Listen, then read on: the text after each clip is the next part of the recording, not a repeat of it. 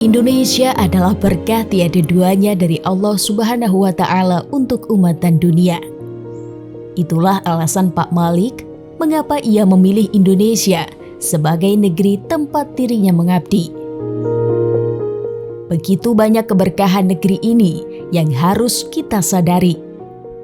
Keberadaan para ulama, habaib, santri, pesantren dan tempat-tempat ibadah serta karakter masyarakat yang humanis adalah identitas dari tanah ini.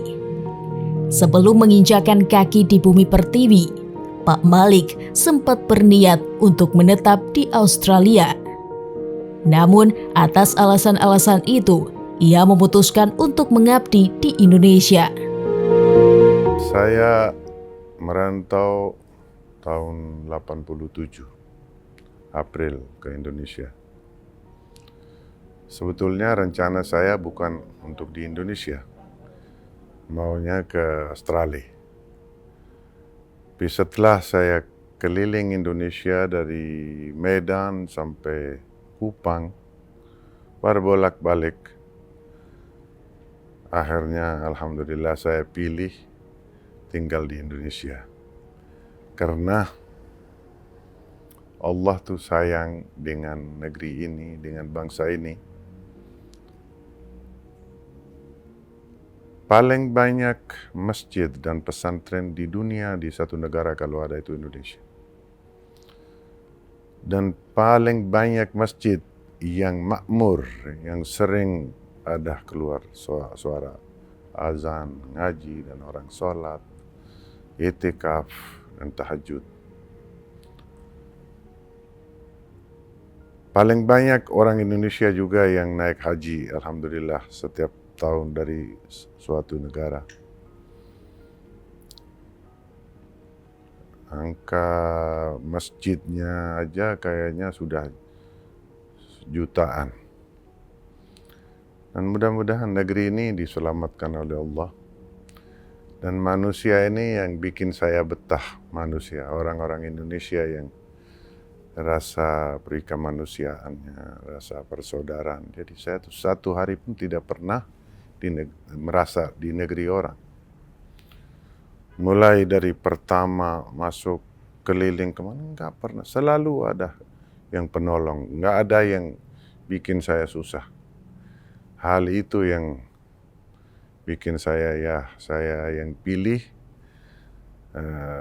negeri atau bangsa yang turunan saya akan tinggal di sini dan masa depannya aman. Dan di antara saudara-saudaranya mereka, itu Indonesia. Dan Indonesia itu memang surga dunia dan tidak ada dua-duanya. Ia mengisahkan bagaimana perjalanan awalnya sebagai seorang pengrajin permadani rajut di Indonesia dan mengapa ia memilih usaha itu. Terdapat peran guru-guru spiritual selama proses dirinya menjalankan karir tersebut.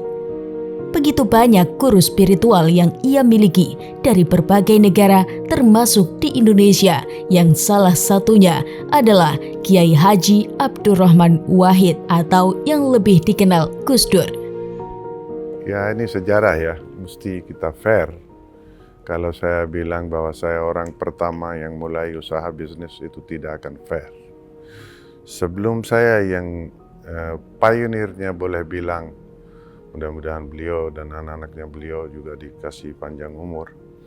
Beliau sekarang umur 94 dan ada di Pakistan, namanya Chaudhry Abdul Hamid. Itu orang pertama Pakistan yang mulai usaha permadani rajutan tangan di Indonesia. Dan pertama mereka ada showroomnya di Jalan Surabaya. Nah, saya pelajari saya usaha apa, dia lirik-lirik. Ada sedikit saya pengalaman untuk pengobatan tradisional Pakistan, mulai itu. Ya hidup awalnya dari situ. Terus akhirnya saya lirik usaha yang tidak bersaing dengan orang-orang pribumi, itu adalah usaha permadani yang rajutan tangan. Nah, di situ saya terjun dan dapat inspirasi juga dari Chaudhry Abdul Hamid dan anak-anaknya Chaudhry Tahir, Abdul Syukur, dan Abdul Rauf.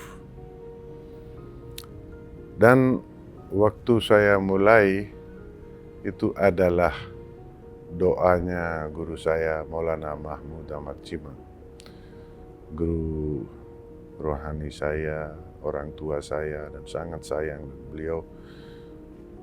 Mendoakan saya juga sering ke tempat beliau, dan beliau juga alhamdulillah sering ke toko dan doa bersama, sholat di sana, zikir.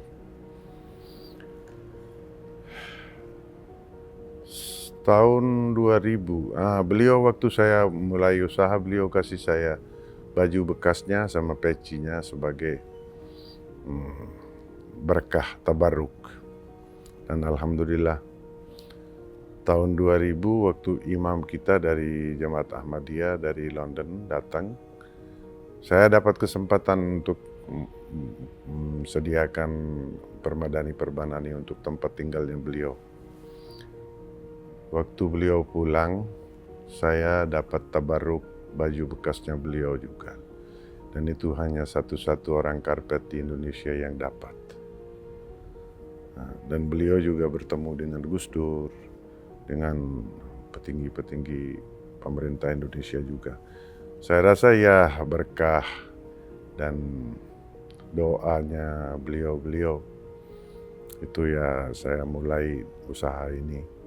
Dorongannya, dorongan moral, spiritual. Alhamdulillah saya dan Gus Dur waktu masih, saya sering ke tempatnya beliau dan beliau kasih semangat. Dan saya tidak pernah, ya bukan urusan komersial atau bisnis sama beliau. Ciganjur ya paling saya antarin makanan, ngobrol-ngobrol, ketawa-ketawa. Ya ada bahas tentang ini dari mana, dari Pakistan, terus cerita Pak, Pakistan, wah ini negara baru. Bukan Pak, itu kalau sejarah kan Bapak yang lebih tahu daripada saya. Itu Indus Civilization kan salah satu peradaban yang terkuno di dunia yang sudah, wah beliau tahu semua. Oh iya benar, udah sambung. Jadi selalu kalau ada, mana, alhamdulillah, udah cukup akrab lah. Dan betul-betul kasih semangat. Alasan mengapa dalam dunia usaha dirinya berkiblat kepada tokoh agama, karena latar belakang yang dimilikinya ialah alumni pesantren dan dirinya juga merupakan orang yang berpegang teguh kepada keyakinan doa para ulama. Ya, saya orang lama dan orang tradisional ya, bukan selebriti. Dan cara-cara saya, karena latar belakang saya juga, saya lulusan pesantren. Jadi saya lebih memilih ulama, masyayikh, dan habaib, asatizah, santri-santri semua. Karena saya merasa nyaman dan cocok sama beliau-beliau. Dan tanpa repot, beliau-beliau juga sering ke toko, kunjungi gubuk saya, doain di sini, sholat di sini. Dan ya banyak sekali lah. Kalau kita lihat dari Al-Quran, hal yastawil ladzina ya'lamuna wal ladzina la ya'lamun. Jadi orang-orang yang berilmu dan yang tidak punya ilmu itu kan tidak sama. Dan di dalam satu hadis Rasulullah, al-ulama warasatul anbiya, dan ulama ummati ka-anbiya Bani Israel. Kalau kita dekat sama beliau-beliau ini, paling ada siraman rohaninya, dari aura rohaninya, dari doanya dan tabarruknya ada.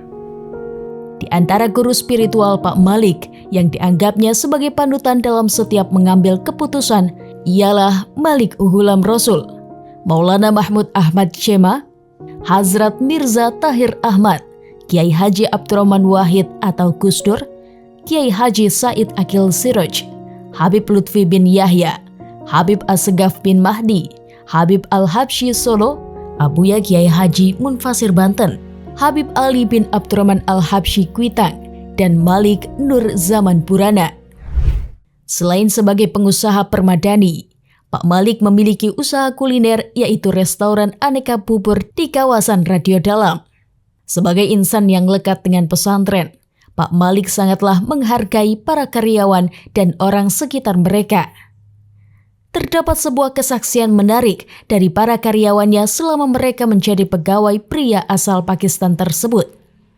Keluasan hati yang dimiliki Pak Malik yang membuat para karyawan sangat loyal dan menghormati Pak Malik layaknya ayah bagi mereka. Rata-rata dari mereka adalah pegawai yang sudah bekerja selama 20 tahun. Restoran ini sudah berjalan kurang lebih 23 tahun. Kalau dari segi keuangan, jujur kita selalu merugi terus, tidak pernah ada untung. Tetapi restoran ini tetap jalan terus, karena menurut Pak Malik, restoran ini adalah Darul Ziafat. Coba bayangkan, dari pendapatan restoran itu, kita harus bayar pegawai, listrik, dan lain-lain. Jelas itu tidak bisa untuk. Dan kita harus nombok terus bertahun-tahun. Kalau di restoran ini, Pak, pegawai-pegawainya nggak ada yang punya keahlian. Tapi Pak Malik punya inisiatif mendatangkan salah satu koki langsung dari India. Kalau yang belajar dari sini udah, kalau menurut saya ada hampir 100-an lah, lebih, udah banyak yang pada keluar, ada yang punya usaha sendiri, bekerja di tempat yang lain ya gitu. Ya, karena Pak Malik tidak mau tempatnya ini dikontrakin karena kasihan sama pegawainya. Kalau keinginan Pak Malik, restoran ini tempat untuk bersilaturahmi. Kalau waktu kemarin COVID-19, pegawai di restoran sini nggak ada satupun yang dikurang-kurangin, tetap dipekerjakan seperti biasa. Walaupun pendapatan restoran nggak seberapa, cuman tetap pegawainya dipertahankan, dipekerjakan. Ya, untuk makanan, masalah karyawan ini sih semua bebas makan sekenyangnya, juga ada terbatas, mau siang mau malam. Terus masalah kayak pemulung atau tukang sapu jalanan juga dapat dibagi makanan. Terus kayak tangga sebelah, belakang, depan, mau samping, sering dianterin makanan, bagi-bagi makanan. Itulah istimewanya restoran Aneka Bubur. Restoran ini buat tempat silaturahmi para orang-orang kayak kiai atau ustadz-ustadz gitu.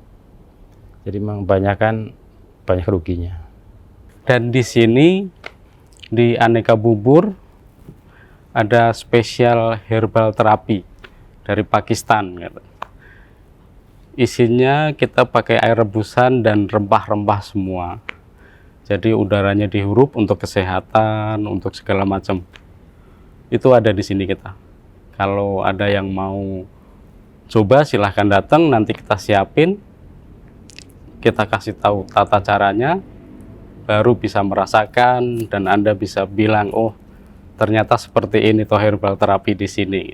Beda dari tempat lain, pasti itu beda. Pak Cima, tapi panjangnya saya nggak tahu, cuman situ ya bilang ustadz ya lebih dari ustadz. Terus kalau bilang di kiai juga dia juga iya juga, karena dia kan imam di masjid juga saya kan sering ngobrol juga sama dia, sering kesana kemari, hampir tiap minggu saya juga suruh jemput. Kalau misalnya dia jam berapa aja, kalau misalnya masa jemput mau Pak Malik, mau doa bersama atau mau berjamaah bersama di sini juga ini Pak Malik juga nggak cuman ngundang kayak Pak Jima, itu sebangsa kayak dulu Pak Jainuddin itu juga pernah ke tokonya Pak Malik yang dulu-dulu kan, itu kayak banyak lah ustadz-ustadz Indonesia juga dulu sering kumpul doa bersama sama Pak Malik, ya makan ya ngobrol di tempatnya Pak Malik gitu aja ya, berjamaah bersama gitu. Nanti kalau itu sih saya nggak bisa kehitung siapa namanya, karena saya kan cuman jemput saja, jadi nggak berani Pak namanya siapa gitu, nggak, cuman dikasih tahu jemput namanya ini gitu. Paling ntar kalau pulang dia nggak kendaraan juga saya, Mas tolong ini antar Ustadz ini gitu aja. Jadi saya nggak bisa menyebutkan siapa namanya, tapi banyak lah ulama-ulama yang Pak Malik ini bisa doa bersama, terus suruh makan bersama gitu. Jadi ulama-ulama itu saya nggak bisa sebutin satu-satu, masalahnya kan juga udah lama saya, jadi dari pertama sampai ini iya udah banyak yang almarhum juga ya. Bahkan untuk beberapa karyawan yang sudah wafat dan tidak lagi bekerja kepadanya, Pak Malik masih mencukupi seluruh kebutuhan hidup keluarga mereka hingga kepada istri dan anaknya. Saya kerja di sini itu dari nol, Pak. Saya kerja masuk sini belum bisa, istilahnya belum bisa kerja. Terus ikut Pak Malik, beliau ngajarin saya untuk jualan karpet, ya untuk membantu usahanya Pak Malik lah gitu. Jadi ya selama perjalanan di sini saya merasa sangat terbantu. Dari belum bisa bekerja sampai ya bisa bekerja lah, diantaranya bisa bawa mobil, bisa jual karpet. Terus untuk perhatian Pak Malik ke karyawan, ke kita khususnya ya, itu dari kan waktu itu saya kesini udah termasuk ini ya rumah tangga. Jadi kelahiran anak saya, terus sekolah anak saya, sampai anak saya kuliah itu pun dibantu sama Pak Malik lah, bisa dibilang dicukupi Pak Malik. Dari segi tempat tinggal kita juga, dari segi makan, tempat tinggal, terus kendaraan itu pun dijamin sama beliau. Terus pihak orang tua kita pun diperhatiin sama Pak Malik, kehidupannya lah, kalau ada keperluan, ada sakit, pokoknya semua itu Pak Malik perhatian terhadap karyawannya sampai sekarang. Ya Pak Malik itu bukan nganggap kita karyawan ya, jadi nganggap kita itu anaknya. Jadi sewaktu-waktu istilahnya ada kepentingan atau keperluan atau musibah, dia seperti orang tua sendiri, selain orang tua kita sendiri, dia sebagai orang tua angkat kita. Dia karena memang umur ya, jadi setelah kerja di Pak Malik beberapa tahun, dia mau kerja lagi, memperpanjang SIM karena dia statusnya dia supir. Karena faktor umur ya, mungkin nggak memungkinkan, dari segi matanya kan udah nggak ini lagi. Jadi ternyata dia nggak bisa kerja supir lagi. Dia sih ya merasa sedih, tapi bagi Pak Malik ya nggak usah sedih lah, nanti kehidupannya ditanggung Pak Malik nyampe meninggal lah. Itu pun anak-anak dia waktu sekolah, waktu nikah itu Pak Malik bantu sepenuhnya. Ya, walaupun dia almarhum udah nggak kerja di sini, tapi dari pihak Pak Malik tetap bantu nyampe anaknya, nyampe istrinya gitu, nyampe kawin anaknya, tetap masih dibantu sama Pak Malik. Ya kebetulan itu waktu itu ada ya namanya Pak Mangil ya, ya sebenarnya masih keluarga saya, saudara saya, sama itu udah almarhum, sama Mas Kweri itu juga almarhum juga sudah. Itu dulu ya mungkin karena waktu Pak Mangil itu sakit juga sih, mungkin jantung atau ginjal gitu. Udah meninggal sekarang. Tapi ya setahu saya sih walaupun dia sudah meninggal, keluarganya tetap diperhatikan sama Pak Malik nyampe sekarang itu. Kalau persisnya sih mungkin kurang lebih 20 tahun. Soalnya kan aku dulu kan ya ikut temennya Pak Malik sekitar tahun 89 88 lah itu. Jadi karena orangnya pergi ke Kanada, saya dikasihkan Pak Malik, terus Pak Malik sama saya jadi udah ya seperti bapak, ya seperti orang tua, ya seperti teman, itu udah segala-galanya bagi saya. Karena kan bapak saya aja nggak kayak Pak Malik lah, soalnya kan juga ketemunya itu sama, kalau sama bapak saya kan ini, kalau Pak Malik kan kemana-mana kita bareng. Jadi kita ya kalau sama Pak Malik itu udah lebih dari segala-galanya lah kalau menurut saya gitu. Kalau waktu itu ya karena bos saya pindah ke Kanada, jadi ikut sama Pak Malik dari sebelum Pak Malik baru usaha karpet juga lah, saya udah inilah ngikutin Pak Malik. Saya sebelum nikah juga saya masih, waktu itu umurnya juga masih 16-17an lah kira-kira gitu. Jadi kalau masalah ini kerja saya kurang inilah, enggak tahu di antara 20 ya lebih ya sedikit, kurang ya sedikit. Kalau waktu hari raya itu kalau pas mudik kan bareng-bareng, jadi dipinjemin mobil sampai berapa tahun itu, sampai dibeliin bis segala. Dulu pernah saya dibeliin bis khusus untuk karyawan ini sama Pak Malik orangnya itu. Jadi waktu itu terus ini kan semenjak bisnya itu kecelakaan, dia kan trauma, jadi dia udah nggak boleh bareng-bareng pakai bis umum lah, itu maksudnya bareng-bareng itu dipinjemin. Cuman waktu itu, tapi kan kalau masalah mobil itu kalau untuk pribadi itu semua itu dicukupin,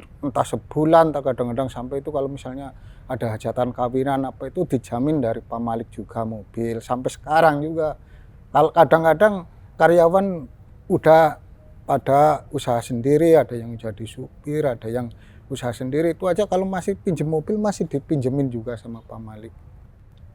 Jadi Pak Malik itu ya orangnya itu nggak perhitungan lah, kalau walaupun karyawannya udah keluar, udah ini, jadi udah tetap masih dianggap keluarga aja, nggak ada perbedaan segi oh ini karyawan, ini itu enggak. Kalau Pak Malik orangnya benar-benar saya salut lah sama Pak Malik, sama bapak saya juga. Jadi ya udah saya anggap bapak saya sendiri udah.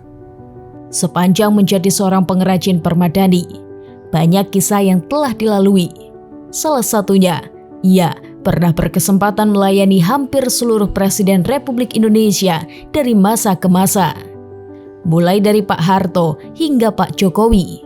Ya, cerita singkatnya waktu saya datang kan Pak Soeharto almarhum jadi presiden kan. Nah, beliau ya jauh sebelum saya kan sudah presiden.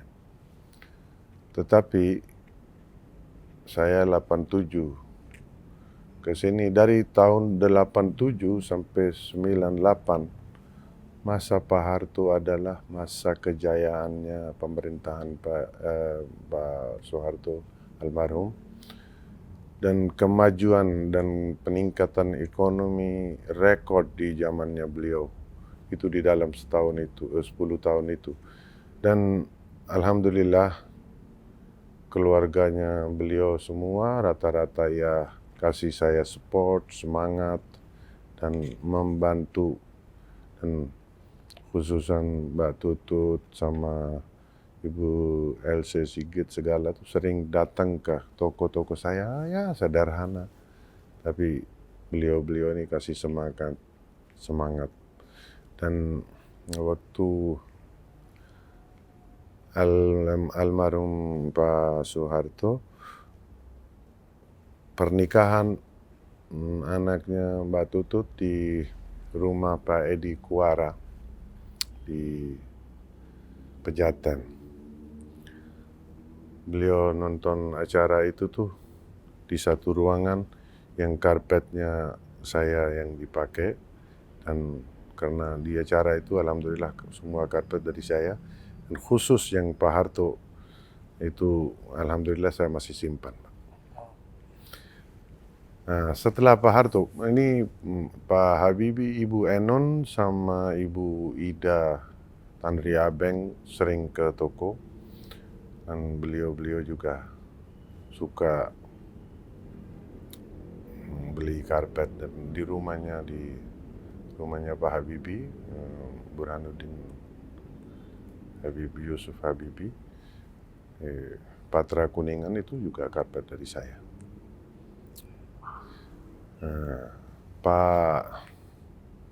Setelah Pak Habibie, Gus Dur yang sudah dipilih.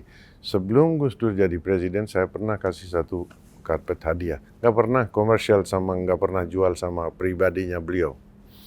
Antarin satu karpet kecil ya 2 kali 3 meter. Ya Pak, ini hadiah dari seorang muhajir dari jauh, satu hari ini akan cerita nih. Bercanda-bercanda aja. Nah, setelah beliau jadi presiden, suruh isi istana presiden.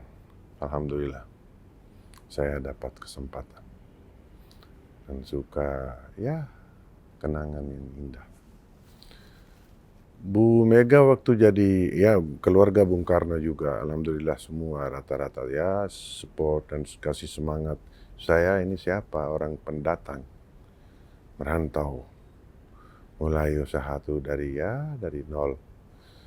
Tapi sportnya orang Indonesia, Masya Allah, termasuk keluarga Bung Karno, ya Bu Rahma, Ibu Mega sendiri juga pernah makan di warung saya di Fatmawati itu, biar ya tempatnya warung, tapi beliau makan di mobil Bital kalau tidak salah waktu itu.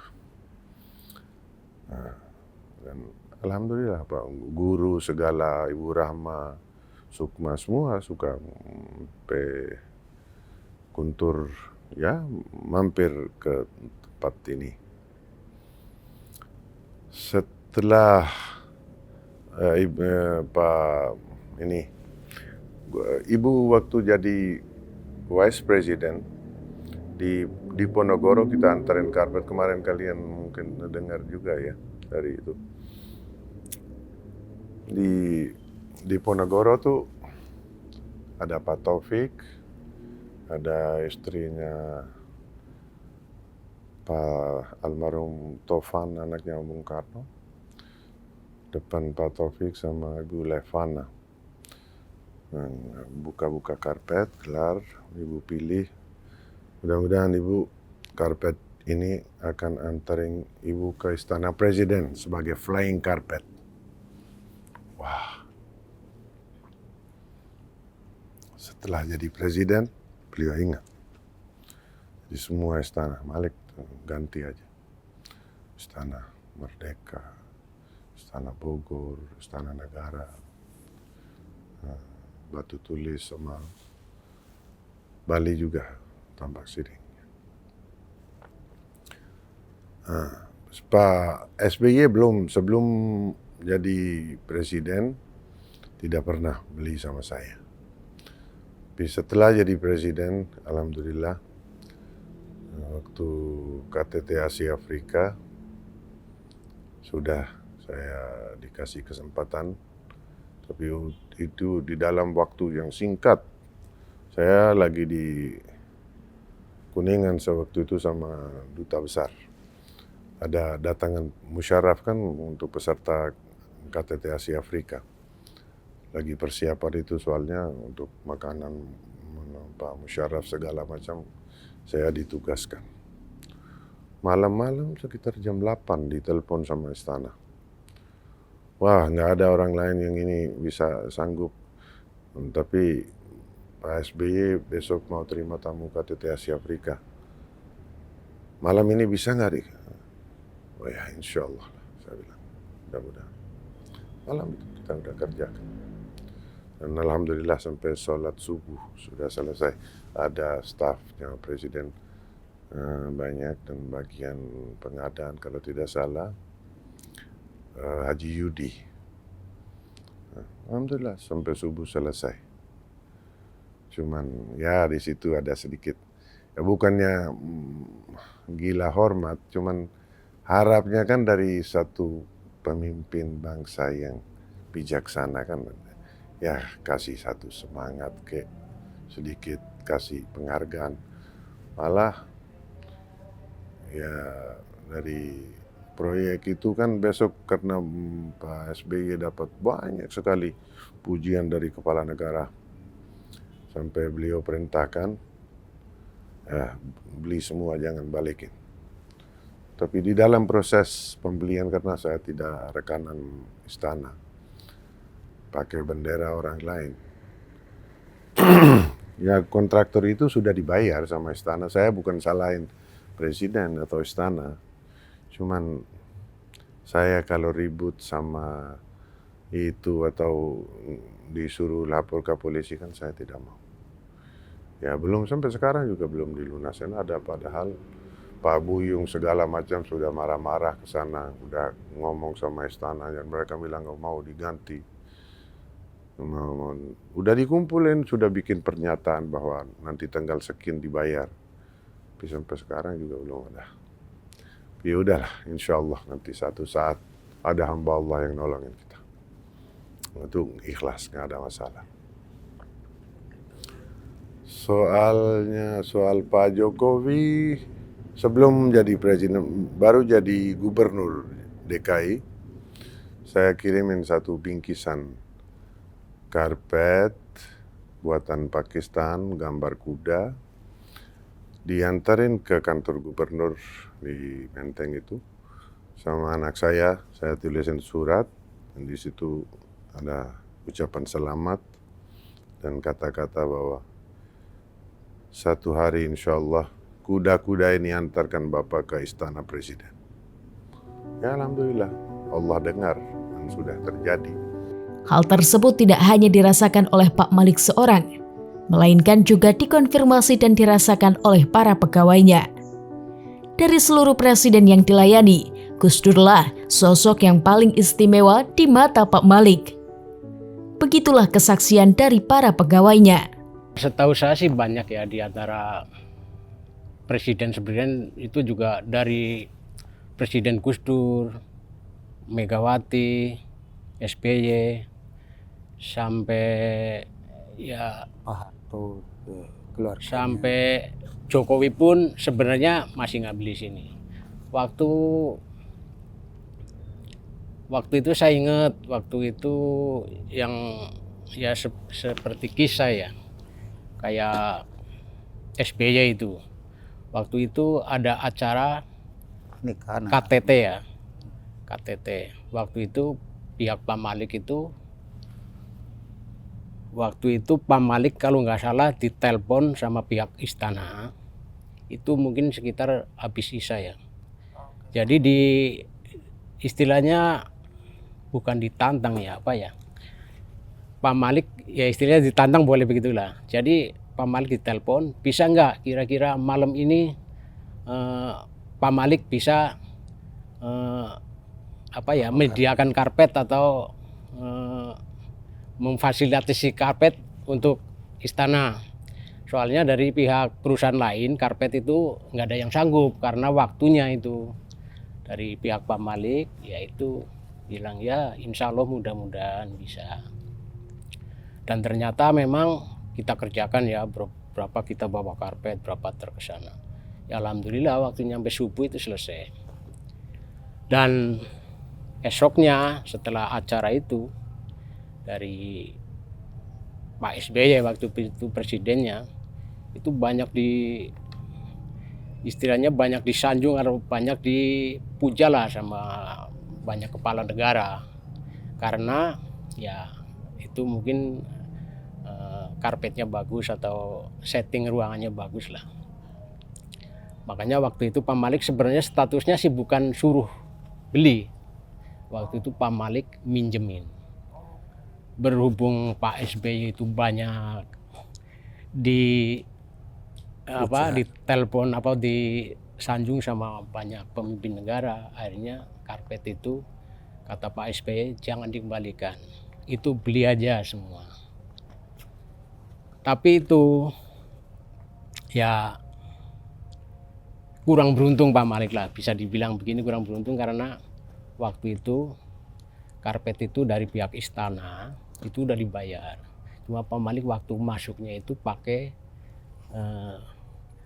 bendera perusahaan orang lain. Perusahaan lain. Ya. Jadi pembayarannya ke pihak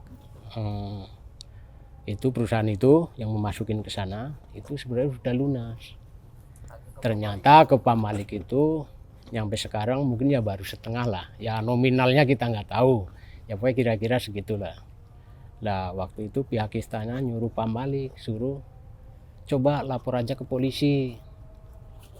Tapi orang seperti Pak Malik nggak mungkin. Nggak mungkinnya apa? Satu mungkin takutnya ya jadi menjelekkan nama istana. Tuh. Kedua juga menjelekkan nanti Bapak SBY sendiri. Sehingga sampai sekarang pun itu penyelesaian pembayarannya itu belum selesai, belum lunas.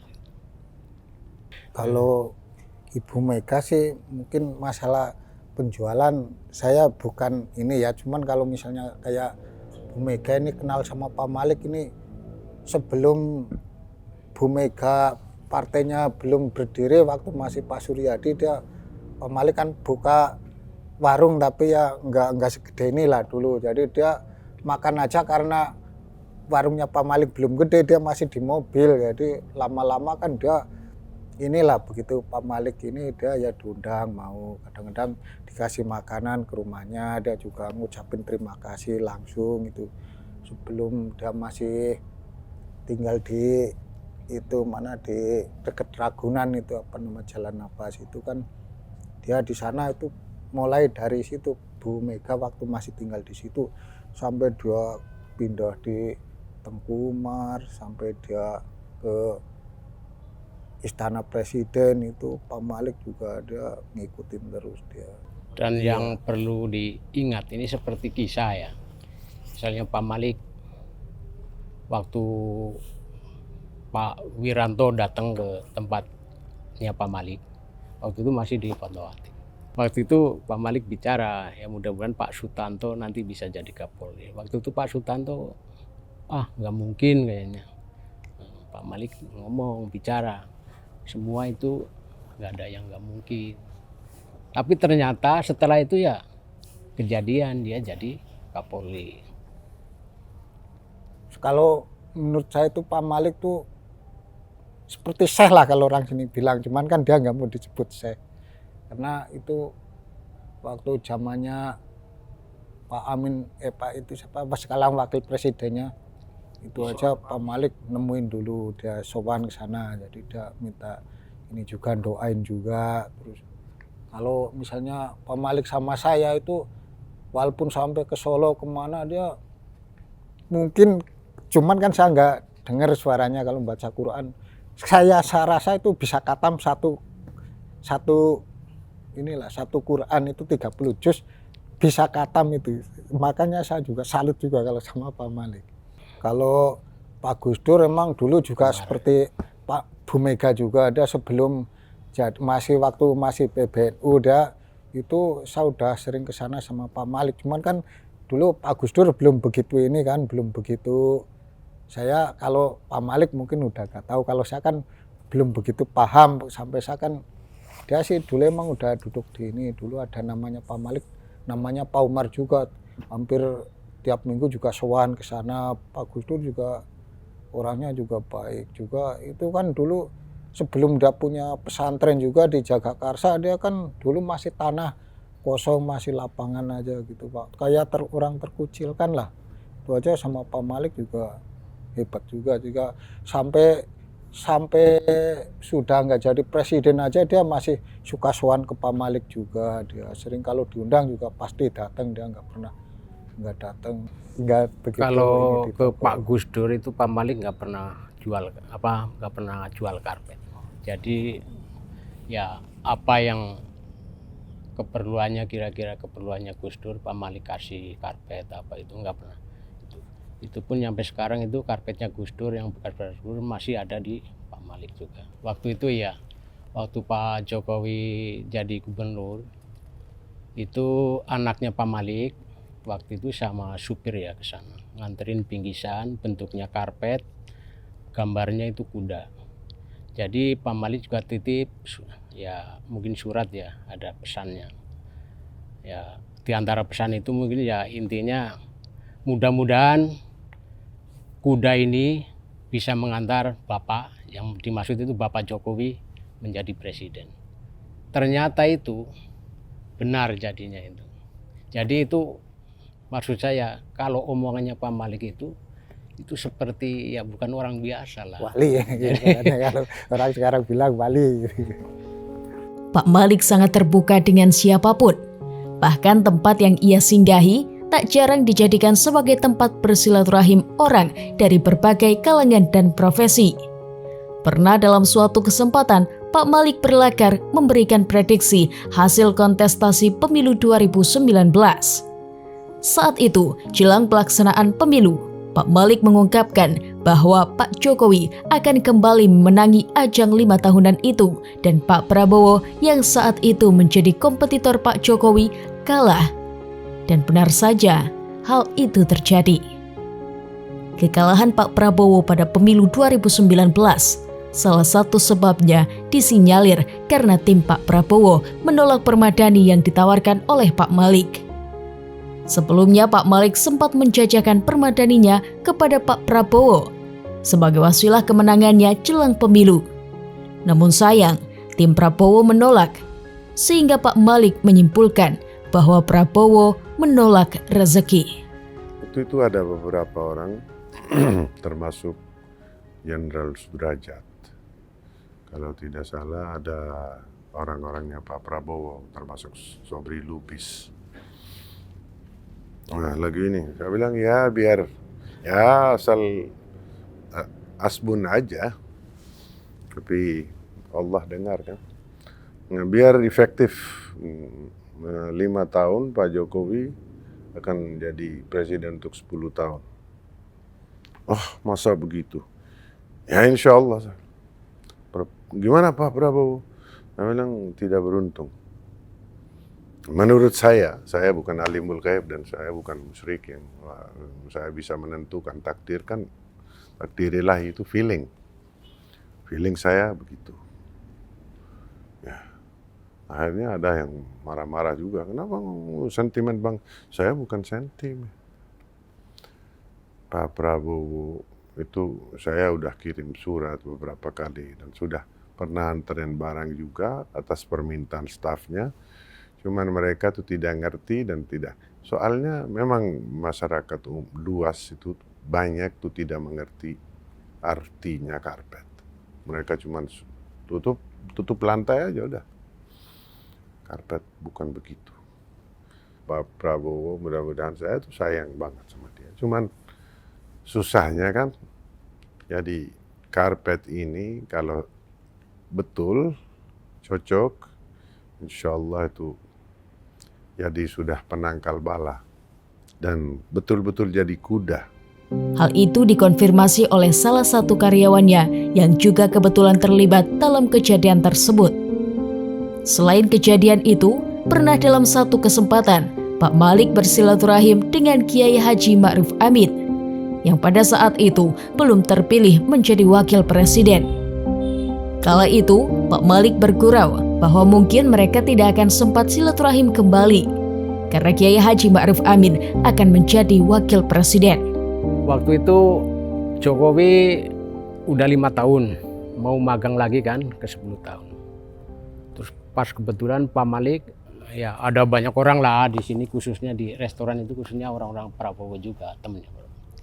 Pak Malik pernah ngucap, walaupun Jokowi itu jadi presiden 10 tahun, tapi itu sebenarnya itu maksimalnya itu cara kerjanya 5 tahun.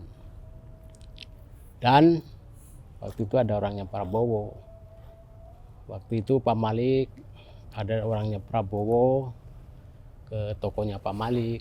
Jadi dia cari karpet. Terus Pak Malik esoknya ke sana sama keponakannya bawa karpet. Saya juga ikut ke sana. Display lah masang karpet sana. Tapi ternyata itu 2 hari kemudian suruh ngambil lagi. Nah, Pak Malik ngucap, wah ini Pak Prabowo kayaknya kurang beruntung ini, menolak rezeki. Waktu itu Pak Prabowo kan mau magang jadi presiden kan. Nah, maksud Pak Malik kan karpet itu walaupun harganya mahal, kalau untuk Pak Prabowo kan ya selain murah bisa aja dikasih nggak apa-apa. Tapi ternyata itu ajudannya Pak Prabowo. Waktu itu saya lihat itu ya mungkin orang-orang bule lah kayak. Waktu itu ya mungkin dengan masukan apa istilahnya akhirnya karpet kita suruh ngambil. Suruh diambil lagi. Iya. Jadi dengan ucapan Pak Malik itu Prabowo menolak rezeki, berarti ya itulah kejadiannya Pak Prabowo magang lagi nggak jadi lagi. Itu ya suatu ucapan tapi ya ada ininya, ada istilahnya buktinya gitu. Waktu itu kan Pak Ma'ruf Amin juga udah pernah ke sini juga. Pak Malik juga sering sowan ke sana ya. Karena dia ulama dari NU juga kan. Waktu itu Pak Malik sowan ke sana. Bicara sama Pak Ma'ruf. Waktu itu kan belum jadi wakil presiden kan. Bicara dia Pak Malik sama beliau. Ya mungkin besok-besok kalau Pak Ma'ruf Amin jadi wakil presiden kan kita udah nggak bisa ketemu lagi, susah ketemunya karena udah sibuk. Memang kenyataannya begitu, semenjak jadi wakil presiden sampai sekarang belum bisa ketemu. Selama menjadi pengusaha permadani rajut, ia tercatat sebagai produsen permadani handmade bagi Istana Negara dengan berbagai motif dan ukuran. Tapi yang paling besar kita bikin itu di dalam sejarah, kalian boleh cek atas perintahnya Bu Mega, saya bikin beberapa ukuran khusus dan motif khusus untuk Istana Negara. Ada yang sampai 11 kali 20 meter dan itu produksi dan orderan yang paling besar untuk permadani buatan tangan dari Indonesia ke Iran, yaitu itu satu-satu di dalam sejarah Iran dan Indonesia. Sebagai orang yang berasal dari negeri seberang, Pak Malik serta keluarga berkomitmen untuk menjadi bagian dalam pengembangan ekonomi masyarakat melalui jalur berdagang. Bahkan dirinya berpesan kepada seluruh anak-anaknya agar tidak masuk ke kancah politik Indonesia dan tidak menjadi bagian dari pegawai pemerintah. Alasan mendasar dari pesan itu sangatlah sederhana, yaitu dalam rangka menjaga hak-hak anak bangsa Indonesia. Dan saya sudah nasihatkan dan pesan kepada turunan saya juga, tidak boleh ikut politik dan tidak boleh jadi pegawai. Bukan sombong, bukan takabur, dan bukan pamrih, wah kita sosok, nauzubillah, bukan. Maksud saya, kalau kearifan lokal kan orang pribumi yang lebih tahu, kita ini pendatang, bukan medan kita. Dan kalau jadi pegawai atau pegawai negeri, biarpun kita jadi warga negara Indonesia, tapi masih adalah itu haknya orang-orang pribumi. Ngapain kita yang rebut itu? Dan saya, insya Allah keluarga saya akan milih dagang karena itu adalah sunnah Rasulullah. Di mata pegawainya, selain produk permadani dan tempat yang istimewa, seorang Pak Malik adalah sosok yang sangat mencintai agama dan masyarakat Indonesia.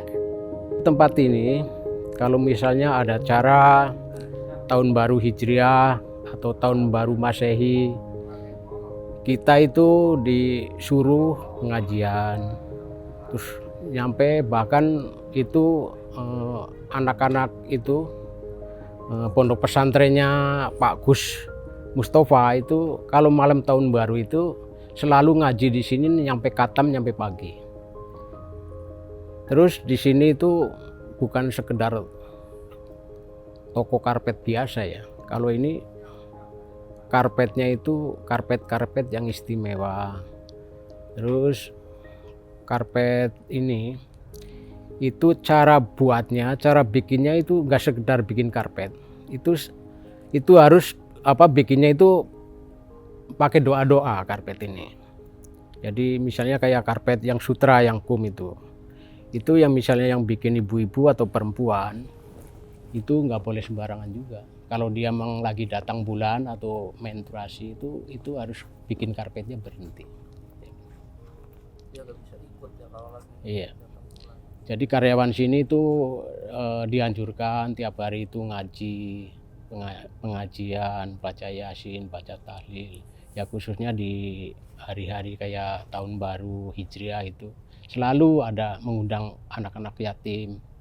Ya yang sering ke sini itu ya pesantrennya itulah Gus Mustafa itu.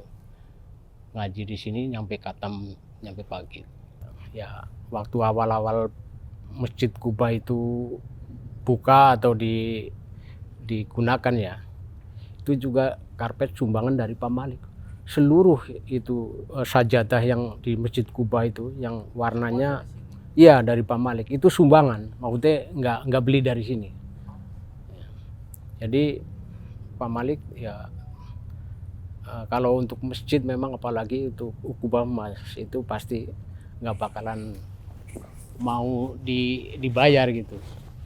Jadi itu seluruh dari Pak Malik waktu itu ya. Warna kalau nggak salah warnanya waktu itu warna gold ya, warna ke kuning ke emas-emasan. Di akhir perbincangan ini, Pak Malik berpesan kepada seluruh elemen masyarakat Indonesia lintas sektor agar tetap merawat Indonesia dengan segala potensi kekayaan alam dan budayanya. Karena bagi Pak Malik, tidak ada satupun negara di seluruh penjuru dunia yang mampu seperti negara Indonesia. Kalau orang Indonesia adalah penghuni surga dunia. Dan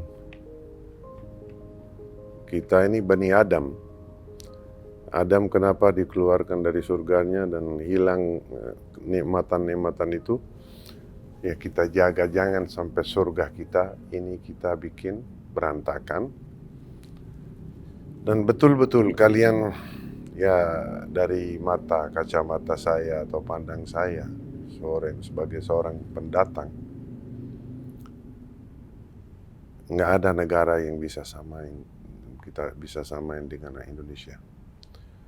Dan orang Indonesia harus bersyukur. Kita lihat negara-negara Muslim, nauzubillah Indonesia jangan sampai seperti itu. Jadi berantakan. Pakistan, Afghanistan, Iran, Mesir, Syria, Libya, Yaman. Kenapa selalu kita salahin kekuatan orang lain? Betul, tapi manusia di dalam negara-negara itu juga punya kewajiban. Jadi pesanan saya, seperti saya bilang bahwa filosofinya karpet adalah satuan dan kesatuan. Dan betul-betul Bhinneka Tunggal Ika. Jadi masyarakat Majmu ini saya pesan tolong jaga kesatuan dan kesatuan. Dan Masya Allah ini kan negeri ulama, negeri santri, negeri ulama dan masyayikh. Dan di sejarah Indonesia untuk kemerdekaannya juga kan perjuangannya kan luar biasa.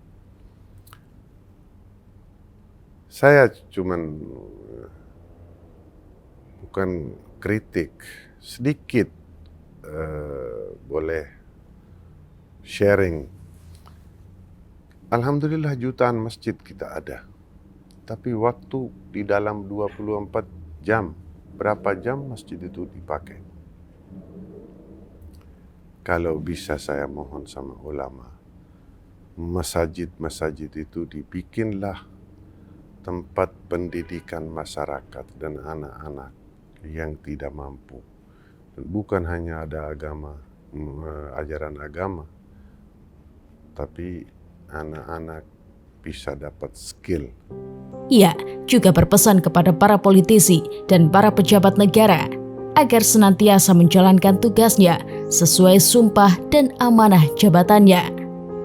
Pak Malik meminta jangan dekati masyarakat hanya pada waktu menjelang pemilu saja dan mengajak kepada para politisi untuk mensosialisasikan gagasannya langsung kepada rakyat.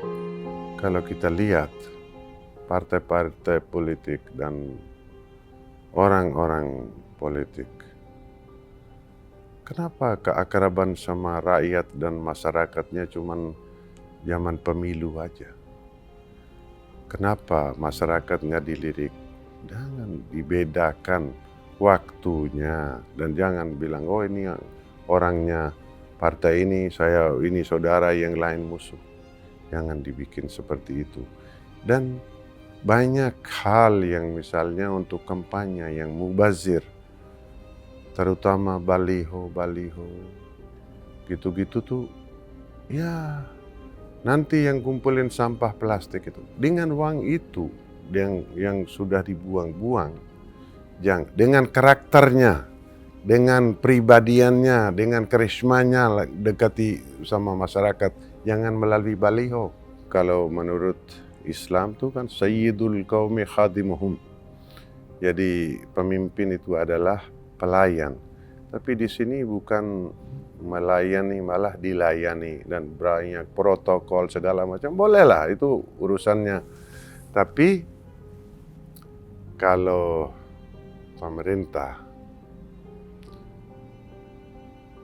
Qulillahumma malikal mulki tu'til mulka man tasha'u wa tanzi'ul mulka mimman tasha'u wa tu'izzu man tasha'u wa tuzillu man tasha'u biyadikal khair innaka ala kulli syai'in qadir. Pemerintah yang abadi adalah pemerintah Allah. Kekuasaan dunia titipan dari Allah. Dan kita tanya sama hati nurani bahwa yang titipan amanah itu apakah sesuai dengan prosedur agama, moral, tradisi, dan sesuai dengan sumpah-sumpah kita enggak? Kalau enggak kan satu presiden turun, yang presiden akan datang musuhi mereka, pojokin. Satu lagi datang, oh sekarang partai ini kuasa, partai yang lama dimusuhin dan dibikin susah. Saya rasa tolong hindari dari politik-politik seperti itu.